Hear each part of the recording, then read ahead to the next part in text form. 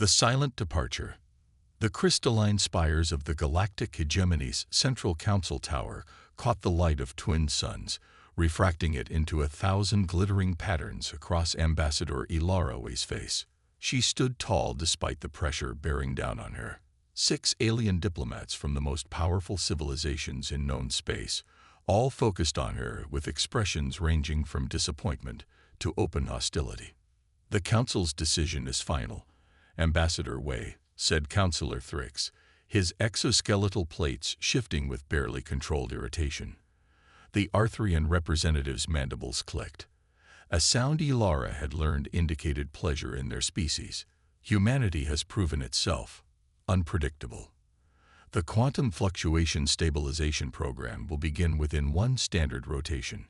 Your species will thank us for this genetic guidance in time.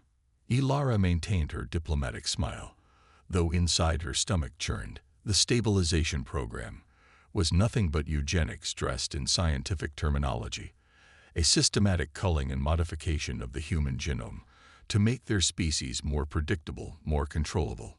"The Earth Coalition appreciates the Council's concern," she replied, her voice steady despite the lie. "I will, of course, need to consult with my government before providing our formal response." High Chancellor Ziv, the ancient Marudian whose species had founded the hegemony millennia ago, fixed her with 6 golden eyes that seemed to peer straight through her deception. "Ambassador, we have already detected unusual power fluctuations across your planet's grid. Your species is planning something. It would be most unfortunate if the Council had to take preemptive action." Ilara bowed respectfully, using the motion to hide her momentary flash of panic. "Power regulation upgrades, Chancellor. Our infrastructure is still recovering from the Centauri conflict. Nothing that should concern the Council." As she was escorted from the chamber, Ilara's neural implant vibrated with an encrypted message. "Nightfall Protocol initiated -12 HOURs remaining." Admiral Helena Voss stood before the holographic display in Earth's deepest military bunker, 3 kilometers beneath the Mariana Trench. Around her, the Joint Chiefs and Planetary Defense Coordinators monitored the final stages of an operation centuries in the making. "Evacuation progress?" she asked, her voice calm despite overseeing the most significant moment in human history. General Santos, her second-in-command, enlarged a section of the display. "Phase 3 completed across all continents. The last civilian transports are loading now. Agricultural and cultural preservation ships departed 6 hours ago." "The Council?" Voss asked. "Still believing our cover story," replied Director Chen of Intelligence. "Ambassador Wei's performance bought us the time we needed. Their monitoring systems are still receiving our carefully constructed data feeds, normal power consumption, standard communications traffic, routine transport movements." Voss nodded, studying the real-time evacuation simulations. 8 billion humans, moving in coordinated waves to hidden departure points around the globe. The operation represented the culmination of a century of secret preparation, ever since humanity had first understood the true nature of the galactic hegemony. "And Project Mirage?" Voss asked. Dr. Imani Okafor, Earth's leading quantum physicist, stepped forward. "The dimensional anchors are positioned. When activated, they'll create the illusion of continued human presence. Atmospheric composition, electronic signals, even thermal signatures that will register on their sensors. Earth will appear inhabited long after we're gone." "How long will it hold?" asked Santos. "Indefinitely," Okafor replied with quiet pride. "The quantum echo will persist as long as the anchors remain powered. The automated maintenance systems should keep them running for centuries." Voss turned to the final display, a holographic representation of their destination, a star system deliberately omitted from all official records shared with the hegemony. "And New Terra? The terraforming has been ongoing for 50 years, answered Dr. Kaido Nakamura, head of the Colonization Authority. "The first habitats are ready to receive the evacuation transports. We've been transferring resources gradually for decades. The agricultural biodomes are operational and the genetic repositories secure." Voss absorbed this information with a nod. Humanity had been planning this exodus since the first whispers of the stabilization program had reached Earth intelligence decades ago. While publicly accepting the hegemony's technological guidance, actually designed to limit human advancement, they had secretly continued development along paths that alien oversight had never detected. Time remaining until the dimensional shift? Voss asked. 6 hours, 17 minutes, Chen replied. Ambassador Wei's final transmission confirms the Council suspects something, but they haven't mobilized their fleet yet. Voss straightened her uniform and looked at the assembled leaders of humanity. Then we continue as planned. Monitor all channels. If the Council makes a move before our window, initiate emergency protocols. In her quarters aboard the Hegemony diplomatic station, Ambassador Wei methodically destroyed all personal items that couldn't be taken during evacuation. Her formal credentials, photographs, mementos of Earth, all reduced to ash in a molecular disintegrator. Her neural implant chimed with an incoming communication. Secure channel establish, whispered the AI interface in her mind. Status report, came Admiral Voss's voice, transmitted across thousands of light-years through quantum entanglement. The Council is suspicious, but not yet certain, Ilara replied. Chancellor Ziv mentioned power fluctuations. They're watching more closely than we anticipated. Can you buy us more time? Ilara checked the encrypted countdown projected onto her retina. I've requested a formal presentation period to deliver Earth's response. Protocol dictates they grant me at least 4 hours to prepare. That should be enough, Voss confirmed. The last transport's launch in 3 hours. Ilara's throat tightened. And my extraction. The brief pause told her everything before Voss even spoke. Your extraction window closed when the Council increased surveillance. I'm sorry, Ilara. She had known this was a possibility when she had accepted the assignment. Understood. I'll maintain the illusion as long as possible. Your sacrifice will be remembered, Voss said, genuine emotion breaking through her professional tone. When humanity rebuilds. Just make sure they have something to rebuild, Ilara interrupted. Complete the mission, Admiral. As the connection terminated, Ilara looked out at the gleaming hegemony capital world. She allowed herself one moment of regret before sealing away her emotions. Opening a hidden compartment in her diplomatic case, she removed a small device, her final contribution to humanity's greatest gambit. Counselor Thrix reviewed the data from Earth with growing suspicion. The readings were perfect, too perfect.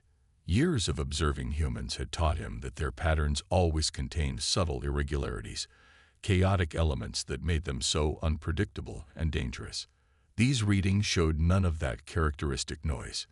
Increased surveillance, he ordered his subordinate. Deploy additional monitoring probes into Earth orbit. The ambassador has requested formal response time, the aide reminded him. Deploying additional resources would violate diplomatic protocol. Thrix's mandibles clicked in irritation. Then accelerate the timeline. Inform the Council we must vote immediately on preemptive measures. As his aide hurried away, Thrix accessed restricted files from the hegemony's earliest contacts with humanity. The official history claimed humans had been discovered by a routine exploration vessel, their technological development assessed, and their civilization welcomed into the galactic community. The classified files told a different story. Humanity had been monitored long before official contact, their potential for rapid advancement noted with alarm. Their unique adaptability and innovative thinking had frightened the stability-focused hegemony. The decision to control human development through guided advancement had been made before first contact ever occurred. Now, Thrix feared they had underestimated humanity once again. He sent an urgent message to the hegemony fleet. Whatever the humans were planning, he would ensure it failed. Across Earth, the final stages of evacuation progressed with remarkable efficiency. In tunnels beneath mountain ranges, in vast caverns under oceans, in hidden facilities disguised as mundane infrastructure, humanity's exodus ships prepared for departure. Maya Chen guided her 2 children through the crowded embarkation terminal beneath what had once been the South Korean peninsula. Around them, thousands of families moved in orderly lines toward the massive vessel that would carry them to New Terra. Remember, she told her wide-eyed children, everything we've practiced. Stay together, follow instructions, and keep your personal codes visible. Her daughter, Lily, clutched a small stuffed rabbit, the only personal item each child was permitted to bring. Will we ever come back, Mom? Maya hesitated before answering honestly. I don't know, sweetheart. But we're going somewhere safe, somewhere we can be ourselves without changing who we are. As they approached the boarding checkpoint, Maya's neural implant received a priority alert. Tiny lion accelerated. Immediate boarding for all remaining personnel. What's happening? Asked her son Kai, always sensitive to shifts in atmosphere. Before she could answer, the evacuation coordinator's voice echoed through the facility. Attention all evacuation groups. The hegemony has deployed additional monitoring vessels. Departure timeline has been accelerated. Please proceed immediately to your designated transports. Around them, the ordered evacuation increased pace, though remarkably without descending into panic. Humanity had prepared for this contingency, like all others. Maya lifted Lily into her arms and grasped Kay's hand. It's going to be okay, she assured them, guiding them toward their assigned gate. We're just leaving a little earlier than planned. In the Hegemony Council chamber, Ambassador Wei stood before the assembled representatives with perfect composure. Behind her diplomatic smile, her mind calculated each remaining second of Earth's evacuation. Counselors, Earth has carefully considered your proposal for genetic stabilization. She began, her voice echoing through the vast chamber. We recognize the Council's concern for galactic harmony and predictable development. Chancellor Ziv leaned forward. Then you accept our guidance. Before delivering our formal response, Ilara continued as if she hadn't heard the interruption. I have been instructed to present a comprehensive overview of human cultural and biological diversity, demonstrating the value our variations bring to the hegemony. Councillor Thrix slammed a chitinous appendage against the ancient table. This is clearly a delaying tactic. While we sit here, listening to this presentation, the humans are implementing some scheme. Ilara maintained her diplomatic smile. Counselor, I'm simply following established protocol for responses to Class A interventions, unless the Council wishes to violate its own procedures. The chamber erupted in overlapping alien voices as Ilara's neural implant vibrated with a final message. XXODU is complete. Dimensional SHIFT. She closed her eyes briefly in relief. They had done it. Humanity had escaped. Chancellor Ziv's voice cut through the chaos. Ambassador Wei, our sensors are detecting massive energy surges across Earth's surface. Explain immediately. I believe, Ilara said calmly, that would be humanity's response to your stabilization program. She activated the device concealed in her hand, and the holographic projectors throughout the chamber came to life. The image of Earth appeared, beautiful and blue, and then seemed to ripple, as if seen through water. What is this? Demanded Ziv, rising from his chair. A farewell, Chancellor. Ilara replied as alarms began to sound throughout the hegemony capital. Humanity has declined your offer of stabilization. By the time your ships reach Earth, they will find our cities intact, our infrastructure operational, but our people gone. Impossible, Thrix exclaimed. 8 billion beings cannot simply disappear. Ilara's smile became genuine for the first time. You've always underestimated us, Counselor. That was your first mistake. As security forces rushed into the chamber, Ilara activated the final protocol in her neural implant. Her consciousness would not be available for extraction. All knowledge of humanity's destination died with her. Remember us, she said as the guards surrounded her. As the species who chose freedom over submission. The species who walked away. The ripple effect. High Chancellor Ziv stood in the observation module of the Hegemony flagship, Inexorable Justice, as it entered Earth orbit. Beside him, Counselor Thrix's exoskeleton showed signs of stress fracturing, a physical manifestation of the Arthurian's agitation. Impossible, Thrix muttered again, though the evidence before them contradicted nothing Ambassador Wei had claimed in her final moments. Earth rotated serenely below them, its oceans and continents familiar from countless surveys. Cities glittered at night, power grids functioned, automated systems continued their programmed routines. But the detailed scans confirmed what seemed unthinkable. No human biosignatures remained on the planet. None. They shielded themselves somehow, insisted Thrix. Some technology we haven't detected. The Meridian science officer, Tala, approached with additional data. Negative, Counselor. We've performed quantum-level scans of every structure. The atmospheric composition shows no trace of human respiration. The water recycling systems show no biological waste processing.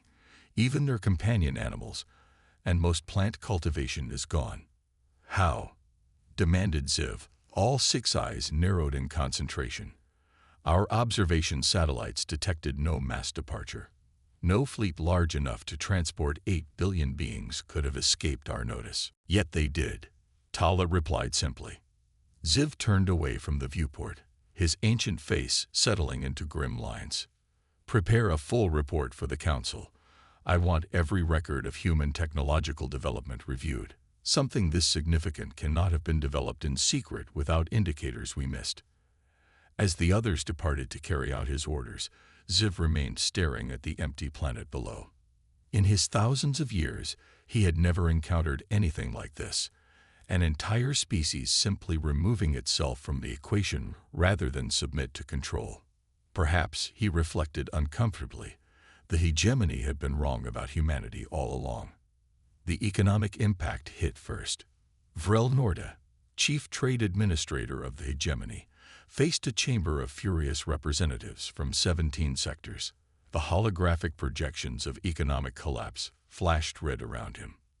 The Procyon shipping lanes have completely shut down, complained the Tellarite ambassador. The automated navigation systems that guided our vessels through the gravitational distortions have ceased functioning without human maintenance. The medical synthesizers on Rigel VI have failed, added another representative. Our hospitals can no longer produce 37 essential medications developed by human biochemists. Norta raised his appendages for silence. The Council is addressing these concerns. Technical teams are working to reverse engineer human technologies. And failing, interrupted the Centauri delegate. My world hosted the largest human engineering enclave. We've discovered that key components in all their systems contain quantum-locked pathways that deteriorate when tampered with. They designed everything to be maintained only by them. The accusations continued. 17% of hegemony worlds depended on human-designed atmospheric processors. The galactic financial system relied on predictive algorithms developed by human economists. The FTL communication network used human-created privacy protocols that were now failing without regular maintenance. Norta had no answers for them.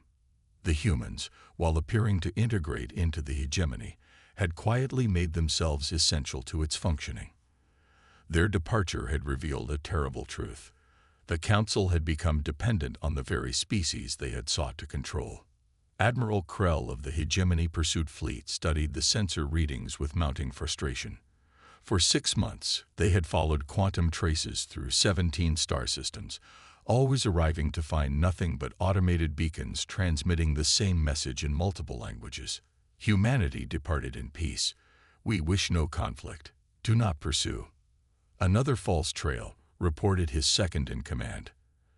The quantum signature disperses in the sickness debris field. Krull's scaled skin flushed with anger. They're toying with us. These breadcrumbs lead nowhere. Sir, his science officer interjected. I've been analyzing the pattern of these beacons. They're not random. They form a perfect geometric progression away from hegemony space. Meaning, they want us following these obvious trails, which suggests the actual direction of their exodus is elsewhere. Krell considered this. Recalibrate our search parameters.